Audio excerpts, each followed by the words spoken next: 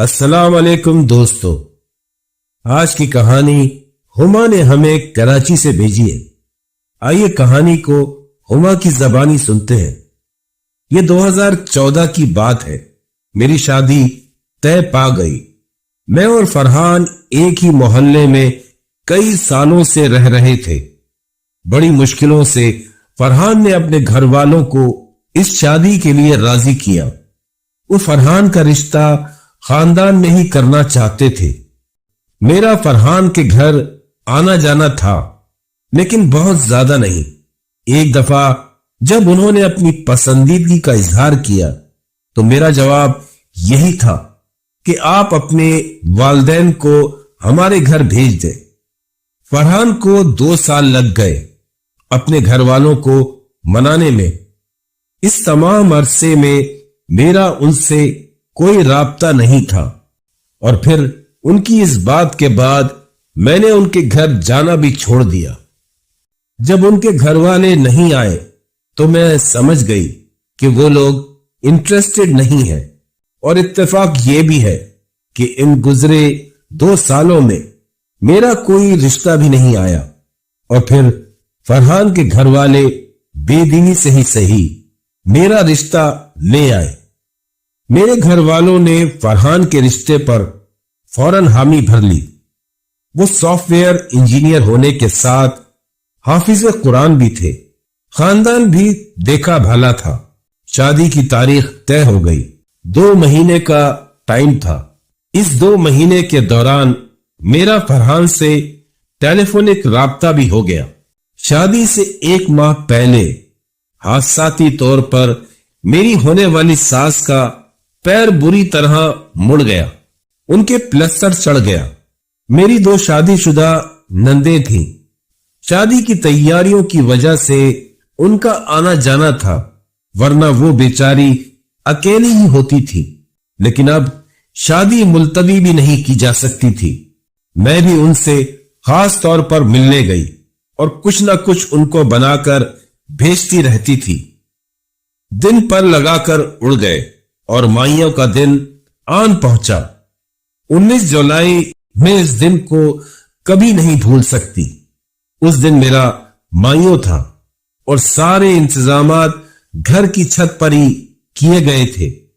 گرمی خاصی تھی تو چھت پر کھلے آسمان کے نیچے میری اس کرسی کو پھولوں سے سجایا گیا، اور اسی دن فرحان کے گھر والے بری لے کر آ رہے تھے۔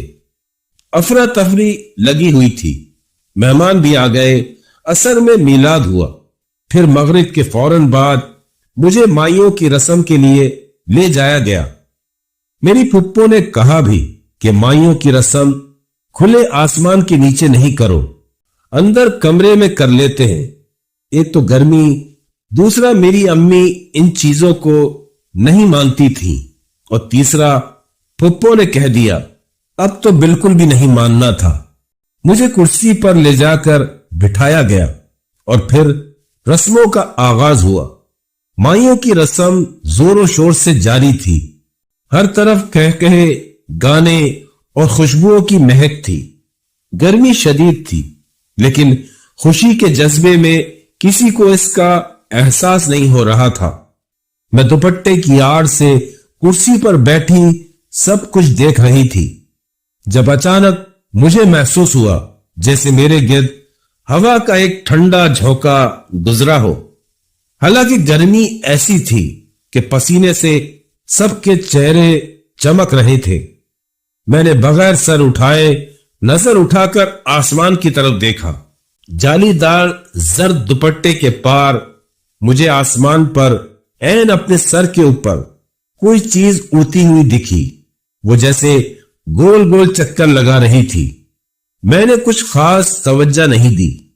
رسمیں چل رہی تھی۔ بہنیں اور کزنز مجھے ہلدی لگا رہی تھی۔ اچانک بجلی چلی گئی۔ گھر میں شور مچ گیا۔ کوئی کہہ رہا تھا کہ جنریٹر چلا دو، کوئی موبائل کی روشنی میں کچھ ڈھونڈنے لگا۔ اس اندھیرے میں مجھے محسوس ہوا جیسے کسی نے میرے بالوں میں انگلیاں پھیری ہوں۔ یہ اتنا واضح احساس تھا، میرا دل زور سے دھڑکنے لگا۔ میں نے ارد گرد دیکھا، سب اپنی جگہ موجود تھے۔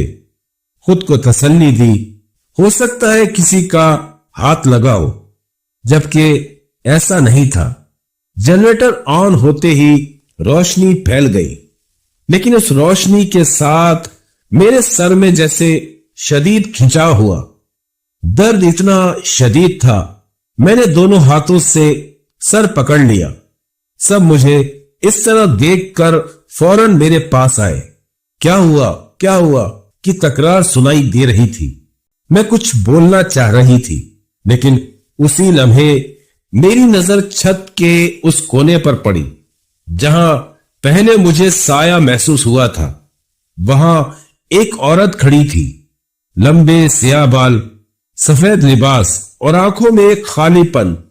میں چیخنا چاہتی تھی، لیکن آواز میرے حلق میں ہی اٹک گئی۔ کسی نے کہا، ہما کو اندر لے جاؤ اور لٹا دو، ابھی کچھ دیر میں لڑکے والے بھی آ جائیں گے۔ تو کوئی کہہ رہا تھا، نظر بھی اتار دینا۔ انہی باتوں کے شور میں میری کزن نمرا مجھے نیچے لے آئی۔ ہماری پہلی منزل پر بھابھی کا کمرہ تھا۔ مجھے وہاں لٹا دیا اور سب کو بول دیا، ہما کو 10-15 منٹ آرام کرنے دو۔ نمرا میرے پاس ہی بیٹھ گئی۔ اس نے میرا دوپٹہ کھول دیا۔ مجھے لگا کچھ سانس آئی ہے، شاید گرمی سے میری یہ حالت ہوئی تھی۔ نمرا مجھے بول کر گئی، میں ٹھنڈا پانی اور کچھ کھانے کے لیے لے آتی ہوں۔ میں نے اس کو کچھ نہ کہا، مجھ سے تو بولا ہی نہیں جا رہا تھا۔ میں نے آنکھیں بند کر کے بیڈ سے ٹیک لگا لیا۔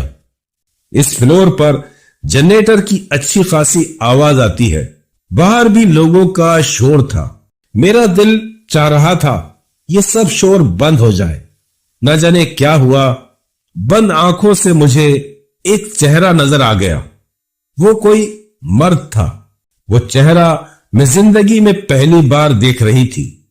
میں نے گھبرا کر آنکھیں کھول دی۔ نمرا پانی اور کھانا لے کر کمرے میں داخل ہو رہی تھی۔ ہما، جلدی سے کھانا کھا لو، پھر میں تمہارا دوپٹہ سیٹ کر دوں گی۔ فرحان بھائی کے گھر والے 10 منٹ میں آ رہے ہیں۔ اور پھر نمرا کے اصرار پر میں نے تھوڑا سا کھا لیا تو مجھے کچھ بہتر محسوس ہوا، اور اس نے میرا دوپٹہ پھر سے سیٹ کر دیا۔ 10 منٹ تو کیا 20 منٹ گزر گئے، فرحان کے گھر والے نہیں آئے۔ لائٹ بھی آ چکی تھی۔ میں اور نمرا بیٹھے تھے۔ اب مجھے طبیعت بہتر لگ رہی تھی۔ 2-4 بار کوئی نہ کوئی باہر سے اندر آیا۔ نمرا نے پوچھا بھی، لڑکے والے آ گئے، لیکن کوئی مثبت جواب نہ ملا۔ ہم یہی باتیں کر رہے تھے کہ میری پھپھو کی بیٹی شزا بھاگتی ہوئی آئی۔ اس نے جو بتایا وہ پریشان کن تھا۔ فرحان کے گھر والے مہندی لے کر نکل رہے تھے۔ پڑوس کا ہی تو گھر تھا۔ اچانک فرحان کا بھانجا سیڑھیوں سے گر پڑا اور بے ہوش ہو گیا۔ وہ لوگ اس کو ہسپتال لے کر بھاگے ہیں۔ بات واقعی تشویشناک تھی۔ میں نے اپنا موبائل اٹھا کر اسی وقت فرحان کو کال ملائی۔ بیل جا رہی تھی، لیکن وہ ریسیو نہیں کر رہے تھے۔ ہونے والی رشتہ داری تو تھی ہی، لیکن محلے کی بات بھی تھی۔ ہمارے گھر کے مرد بھی خبر ملتے ہی فوراً ہسپتال چلے گئے۔ پتہ یہ چلا کہ بچے کو ہوش نہیں آ رہا۔ فرحان کی امی اور کچھ رشتہ دار خواتین گھر پر ہی تھے۔ امی اور پھپھو ان کے گھر چلے گئے۔ بہت دیر ہو گئی، 12 بجنے والے تھے۔ گھر میں موجود مہمانوں کو بھابھی اور کزنز نے کھانا کھلوا دیا۔ اس تمام وقت میں کوشش کے باوجود میرا فرحان سے رابطہ نہ ہو پایا۔ بس یہ خبر ملی کہ بچے کو قریبی ہسپتال سے جناح لے گئے ہیں۔ 1 بجے کے قریب تھکے تھکے امی اور پھپھو لوٹ آئے۔ امی چپ چپ تھی، پھپھو کا موڈ خراب تھا۔ پھپھو کہنے لگی، امی نے ان کو روک دیا۔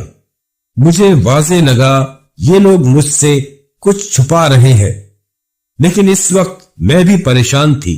زیادہ کچھ نہیں کہا. مجھے تھوڑی دیر میں میری کزن نے آ کر بتایا کہ فرحان بھائی کی کوئی پھپھی یا چچی تھی. وہ باتیں بنا رہی تھی کہ پہلے ان کی امی کا پاؤں ٹوٹا اور آج یہ بچہ گر گیا. کچھ تو گڑبڑ ہے. یہ باتیں سن کر میں پریشان نہیں ہوئی. میں جانتی تھی فرحان ان سب باتوں کو نہیں مانتے. شادی والا گھر تھا, سب ہی جاگتے رہے. یہ بات اور ہے, وہ رونق, خوشی اور کہکہے ماند پڑ گئے. 4 بجے ہمارے گھر کے مرد اس خبر کے ساتھ لوٹے کہ بچہ بہتر ہے, اس کو ہوش آ گیا ہے. سب نے سکون کا سانس لیا. جس کو جہاں جگہ ملی وہ سونے لیٹ گیا. بہت افراتفری اور ٹینشن والی مائیوں گزری. اس شام میری مہندی اور بری نہ آ پائی. یہ شکر تھا کہ بچہ ٹھیک تھا. فرحان کی بھی مجھ سے بات نہیں ہو پائی. ابھی شادی میں 2 دن تھے. اس رات جو میں سوئی تو بہت بے خبر سوئی. مجھے یاد ہے میرے ساتھ نمرا اور دوسری کزنز لیٹی تھی. نہ جانے کس وقت آنکھ کھلی. مجھے لگا جیسے اطراف میں شور ہو رہا ہے. آنکھ کھلی تو بھابھی بدحواسی سے میرے سر پر کھڑی تھی. ہما جلدی اٹھو, باہر آگ لگ گئی ہے. میں گھبرا کر اٹھی تو اندازہ ہوا دھواں پھیلا ہوا تھا. ہماری اوپر والی منزل پر شارٹ سرکٹ ہو گیا تھا. بھابھی مجھے لیے تیزی سے نیچے بھاگی. سرکٹ میں پٹاخے سے پھوٹ رہے تھے, اسی سے آگ پھیلی تھی. میں اور بھابھی جب نیچے آئے تو سیدھا باہر نکل گئے. باقی لوگوں کو پہلے ہی نکال لیا گیا تھا اور سبھی لوگ باہر کھڑے تھے. پورا محلہ باہر تھا. اتنے لوگوں میں فرحان بھی پریشان کھڑے تھے. ہم سب خواتین کو اپنے گھر لے گئے. اللہ کا شکر تھا آگ زیادہ نہیں پھیلی. آگ پر بروقت قابو پا لیا گیا, لیکن جو آگ لگ چکی تھی وہ بہت بری تھی. جو لوگ کل دبے دبے الفاظ میں کہہ رہے تھے اب کھل کر کہنے لگے. لوگوں کو موقع مل گیا تھا. فرحان کے گھر میں ہی بیٹھے میں نے کچھ جملے سن لیے کہ یہ لڑکی منحوس ہے. میں وہاں سے بہت دل برداشتہ واپس آئی. آج رات تو مہندی لگنی تھی. میری بری بھی ابھی تک نہیں آئی تھی. ہم سب جب گھر لوٹے تو تب تک میری نند کا بچہ بھی ڈسچارج ہو کر آ گیا تھا. بھرے پڑے شادی والے گھر میں ایک اداسی تھی. اور پھر اسی شام فرحان کی بہن اس رشتے سے انکار کر گئی. وہ بہت بڑا دھچکا تھا, لیکن جو اصل میں ہوا وہ اس کے بعد تھا. میری طبیعت جو بگڑی وہ قابو میں نہ آئی. عجیب حالت تھی میری. رشتہ ٹوٹ گیا تھا, لیکن میرے ساتھ بہت کچھ عجیب ہونے لگا. پھپھو نے یہی کہا, تم لوگوں نے میری بات نہیں مانی. کھلے آسمان کے نیچے کبھی بھی مائیوں کی دلہن کو نہیں بٹھاتے. ہماری اچھی خاصی بچی کو داغ لگ گیا. اب تو امی بھی ان کی بات مان رہی تھی. میری شادی ٹوٹی تو ٹوٹی, لیکن میری دماغی حالت بھی خراب ہو گئی. کوئی اور وقت ہوتا تو گھر والے ڈاکٹروں کے پھیرے لگاتے, لیکن پھپھو نے کسی بزرگ کو بلا لیا. ان کے آنے پر میں نے کمرہ بند کر لیا. مجھے دروازہ توڑ کر نکالا گیا. مجھے خود نہیں پتا تھا میں ایسا کیوں کر رہی ہوں. ان بزرگ کے سامنے جب میں گئی تو میرا پورا وجود کانپ رہا تھا. لیکن پھر انہوں نے 40 دن پڑھائی کی. ان کا کہنا تھا کوئی آسمانی چیز تھی جو میرے پیچھے پڑ گئی. ان بزرگ کا یہ بھی کہنا تھا وہ چیز بھیجی گئی تھی. ویسے بھی فرحان سے رشتہ کرنے کی خواہش ان کے خاندان میں کئی گھروں کی تھی, اور انہوں نے بات ختم کروانے میں کوئی کسر بھی نہ چھوڑی. لیکن فرحان ڈٹے رہے. ان 40 دنوں میں 2 بار فرحان آئے. ابو اور بھائی سے ملے. ان کا کہنا تھا उनके घर वालों ने उनकी एक ना सुनी और रिश्ता खत्म कर दिया। फरहान ने अब्बू से मोहलत मांगी कि वो घर वालों को लेकर आएंगे और बाइज्जत तरीके से शादी करके ले जाएंगे।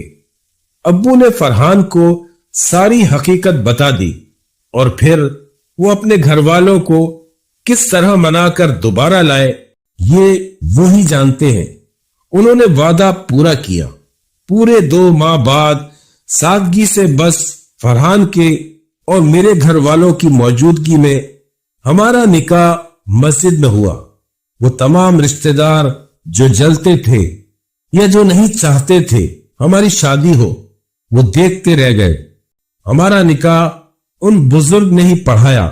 ये तो अल्लाह का करम रहा कि उसने हमें इस मसले से निकाल दिया। अल्लाह के बाद वो बुजुर्ग और मेरी फुप्पो, उनका इसमें बड़ा किरदार था। कुछ ही दिनों में मेरी सास और नंदे भी मुझसे राजी हो गई। मैंने अपनी सास की बहुत खिदमत भी की। आज मैं और फरहान एक अच्छी जिंदगी गुजार रहे हैं। ये मेरी जिंदगी की एक नाकाबिले फरामोश कहानी है। दोस्तों, कहानी कैसी लगी कमेंट सेक्शन में जरूर बताइएगा।